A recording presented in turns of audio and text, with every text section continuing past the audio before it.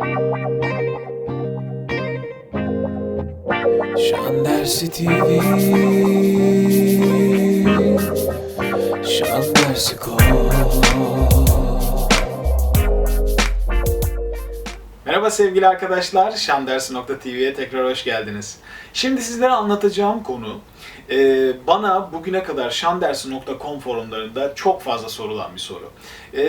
Ses genişliğim nedir? Ses genişliğimi nasıl arttırırım? Kendi başıma nasıl çalışırım? Ses genişliği ne kadar önemlidir? Bu işe başlarken ses genişliği, sesinizi tanımak, en kalın indiğiniz ses, en tiz çıktığınız ses, bunları araştırmak gerçekten çok keyiflidir. Ve hani benim sesim çok geniş, işte benim 2 oktav sesim var, benim 3 oktav sesim var diye sağa sola da anlatıp arkadaşlarınız arasında hava dağıtmak istersiniz. Ama şarkı söylemek tek başına ses genişliğiyle doğru orantılı bir şey değildir arkadaşlar. Dünyada öyle şarkıcılar vardır ki çok dar bir ses aralığına sahiptir ama çok etkileyici, çok güzel şarkı söylerler ve dinleyen kişiler hiçbir zaman ondan çok geniş aralıklarda sesler çıkarmasını beklemezler. Yani dinleyicinin beklentisi her zaman çok ince seslere veya çok kalın seslere çıkıp inebilen bir kişi değildir. Bu nedenle biliyorsunuz farklı ses renklerinde bütün herkes, bayanlar ve erkekler, erkek sesleri bas, bariton ve tenor diye kalından inceye sıralanırken bayan sesleri de alto, mezzosoprano ve soprano diye ayrılıyor. Temel ayrım bu. Bunlar da kendi içlerinde farklı renk karakterleri olduğu için ayrılabiliyorlar ama ilk etapta biz sesleri bu şekilde nitelendiriyoruz. Farz edin, siz benimle çalışmaya geldiniz. Yaşınız 16, 17, 18, 20'li yaşlardasınız ve büyük bir hevesle, heyecanla bana sormak istiyorsanız, hocam benim ses genişliğim nedir? Nasıl bir ses aralığına sahibim? Ben tenor muyum, bariton muyum, soprano muyum? Sormak istediğiniz pek çok şey var. Ben öncelikle size şu şekilde yaklaşıyorum. Diyorum ki, sık kullandığınız aralık ne? Siz bana öncelikle bir şarkı söylüyorsunuz, mesela herhangi bir şarkı. Ve ben ondan sonra sizin renginizi anlamaya çalışıyorum. Piyanoda çeşitli sesler çıkarttırarak, kalından inceye, en çok çıkabildiğiniz, en inebildiğiniz sesleri tek tek verdirerek, A, O, farklı farklı seslerle verdirerek bunu algılamaya çalışıyorum. Fakat biz her zaman çalışmalara başlarken şöyle düşünürüz. Karşımızdaki kişiyi hiçbir zaman sınırlandırmayız. Çünkü ses renkleri bugüne kadar getirdiğiniz, yani kendi başınıza çalışarak oluşturduğunuz, 3-5 şarkı söyleyerek kulağınıza yer eden bir şey değil. Siz bir şeylere alışmış oluyorsunuz ancak aslında içeride farklı bir ses renginiz oluyor. Bu da şundan kaynaklanıyor. Siz bazı şarkıcıları farz edin çok seviyorsunuz. Ve onun gibi söyleye söyleye farkında bile olmadan kendi ses becerinizi geri planda bırakıp sadece onun söylediği ses aralıklarında şarkı söylemeye başlıyorsunuz. Benim yeni derslere başlayan bütün öğrencilerimle ilk yaşadığım sıkıntı hep bu olmuştur. Karşımdaki kişi özellikle belli türde ve belli stilde şarkı söylemeye çok alışmıştır ve bana ilk geldiğinde hep bu tarz şarkılar söyler. Eğer ben onun bu söylediği şarkılara bakarak sen baritonsun, sen tenorsun dersem büyük bir yanılgı içine düşmüş olurum. Bu nedenle karşımdaki kişiyi çok iyi anlamaya çalışırım. Farklı şekillerde pek çok şarkı söyletirim, pek çok ses aralığında çalıştırırım. Tabii bunda kendi başınıza farz edin ses aralığınıza bakıyorsunuz. Ben yokum. Şöyle bir şey oluyor genelde. İnce seslere çıkarken kişiler kafa seslerini kullanıyorlar. Veya kalın sese inerken sadece bir hava kalan bu renkleri kullanıp ses renklerini bunları ekleyip benim sesim 2,5 oktav diyor mesela. Ama bu şekilde asla şarkı içinde, yani herhangi bir şarkı içinde söylemeniz mümkün değil. Yani bizim tam ses kabul ettiğimiz sesler var. Bir de falset kabul ettiğimiz sesler var. Falset sesler, bu biraz önce yaptığım kafa sesleri gibi. Gibi renkler. Tam sesler ise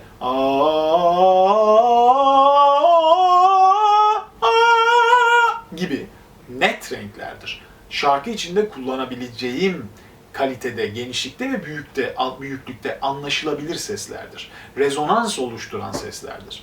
Diğerleri ise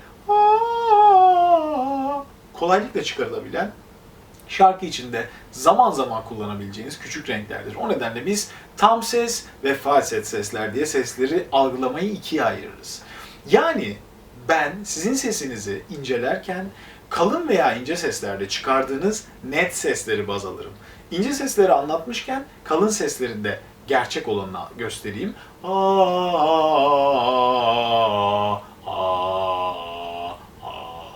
Bu sesler, inebildiğim son ses sınırı, benim yine de çıkarabildiğim, şarkı içinde kullanabileceğim bir renktir. Net bir renktir. Hava içinde taşımayan bir renktir. Yani gibi sadece boğazda oluşmamış net seslerdir. Bu nedenle ben tam sesleri bu anlamda kabul ediyorum. Sizin düşündüğünüz 2,5-3 oktavlık sesler, eğer sadece bunları kullanırsanız herhalde 1,5 oktavlara düşmeye başlıyor. Kullanabildiğiniz alanlar içinde tabii ki. Daha sonra bu sesleri algılamaya çalışıyoruz. Yani diyoruz ki şu şarkıyı söyle, bu şarkıyı söyle, bu stilde söyle. Ve siz şarkı içindeki becerinize göre ses aralığınızı yavaş yavaş belirlemiş oluyorsunuz. Tabii ki yılların tecrübesiyle elbette pek çok şeyi anlamam mümkün oluyor. Bazen bazı öğrencilerim geliyorlar, kendilerini bariton renkte veya bas bariton renkte kabul etmişler. Hep kalın şarkılar söylemeye alışmışlar ama şarkı söyletirken onlara veya egzersiz yaptırırken bir bakıyorum ki inanılmaz tiz bir renkleri var. Bu sesleri hiç kullanmamışlar hayatlarında ve ben yavaş yavaş onlara bu sesleri de kullandırarak farklı türde şarkılarda söyletmeye başlıyorum ve aradan geçen zaman içinde kişi artık başka bir kişiliğe bürünmüş oluyor. Başka bir ses rengine kavuşmuş oluyor ve gerçek ses rengi bir anda değil, belli sürelerle, zamanla oluşturulan bir şeydir. Bunu asla unutmayın. Tabii ki şimdi başka bir nokta var. Farz edin sizin sesiniz tenor renktesiniz, 2,5 oktav sesiniz var, işte şarkı söyleyeceksiniz, yaşınız 18-19, büyük bir heyecan içindesiniz. Bu ses aralığı size gerçekten güzel bir şarkı söyletebilecek mi? Kesinlikle hayır. Şarkı söylemenin temeli ifadeli söylemektir, duygulu söylemektir, kelimeleri anlatmaktır, iyi mimik yapmaktır. Yani bir şarkıcının ses genişliğini arttırmadan önce öncelikle güzel şarkı söylemeyi öğrenmesi ve kulağına güzel sesleri yerleştirmesi lazım. Yani arkadaşlar, burnundan şarkı söyleyen, boğazından şarkı söyleyen şarkıcıları çok sık dinlemeyin. İyi şarkı söyleyen, güzel sesi olan, geniş sesi, temiz veya ister geniş ister kalın rengi olsun fark etmez. Ses genişliğini önemsemiyorum ama temiz, net, anlaşılır şarkı söyleyen şarkıcıları mutlaka takip edin. Onları kulağınıza yerleştirin gibi siz de ileride onlara benzeyerek öncelikle iyi şarkı söylemeye çalışıp daha sonra da kendi kimliğinizi bulma yoluna gidin. Yani temel olarak anlatmaya çalıştığım şu. Öncelikle şarkı söylemek ses aralığıyla başlamaz. Şarkı söylemek öncelikle güzel söylemenin metodlarını aramakla başlar. Bunlar da güzel kelimeleri kullanmak, ağız açmak, iyi mimik kullanmak, duygulu, net, ifadeli bir ses rengi kullanmak, detone olmamak, entonasyonunuza tertemiz dikkat etmek, bunun için de tabii ki enstrüman çalmaya başlamaktır. Yani siz öncelikle ses genişliğimi arttırayım diye uğraşmak yerine müzisyen olmak için emek, çaba gösterirseniz inanın bana ses genişliğiniz zaten bu birikimle doğal olarak kendiliğinden artmaya başlayacaktır.